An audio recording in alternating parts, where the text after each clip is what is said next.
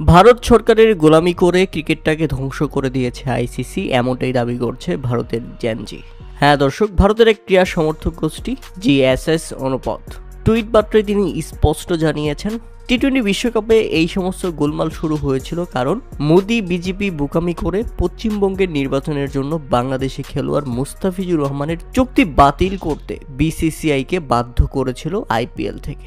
তারা কত নিকৃষ্ট মানুষ যারা শুধুমাত্র নির্বাচনের জন্য এমন একটা বিতর্কিত সিদ্ধান্ত বেছে নিয়েছিল এবং প্রতিবেশী দেশের সঙ্গে সম্পর্কের চেয়ে তাদের ঘিন্ন এজেন্ডাকে বাস্তবায়ন করতে সবচেয়ে বেশি কাজ করেছে।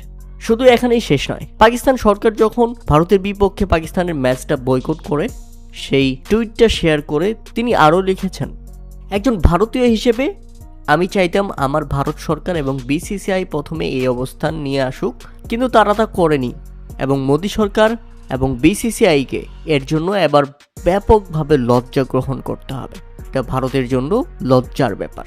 কিন্তু আরেকটি বাস্তবতা হলো, ভূ রাজনীতিতে পারমাণবিক অস্ত্রের কার্ডের মতো পাকিস্তান ভারত ক্রিকেটে পাকিস্তান নিজেদের ক্রিকেটের শেষ কার্ডটি ব্যবহার করে ফেলেছে।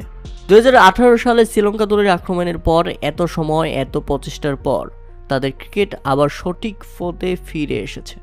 না, তারা বিসিসিআই জয় শাহকে তাদের ধ্বংস করার পরিকল্পনায় এবার প্রকাশ্যে নিয়ে এসে ফেলেছে।